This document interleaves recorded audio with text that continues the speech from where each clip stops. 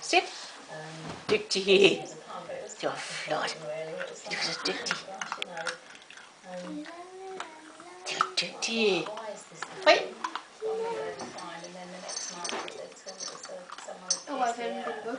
Væk.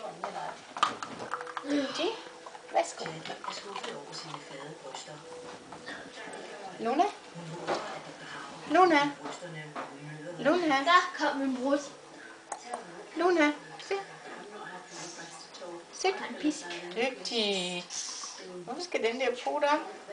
Fordi hun siger mange tak. Fri. Du kalder mig for dygtig. Ja, Luna.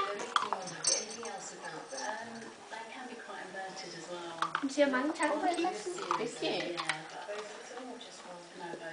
Kan du ikke forstå det? Hun siger mange tak for kiksen. Eller hun siger meget. Ja, hun siger mange tak for kiksen. Luna. Sit. Dygtig. Det var godt. Fri. Ja, så er du fri. Så kan du gå i seng. Sine brystvorters udseende. Nu da hun nærmer sig overgangsalderen, er hendes brystvæv blevet slap, og brysterne er begyndt at hænge. På grund af den tidligere brystreduktion har tyngdekraften ikke haft samme virkning på hendes brystvorter. Der ryger lidt med, hva'? Unaturligt højt. Men Jeg er Dr. blevet Harper skrevet i er nervøs for, at de flade brystvorter kan være et tegn på kræft.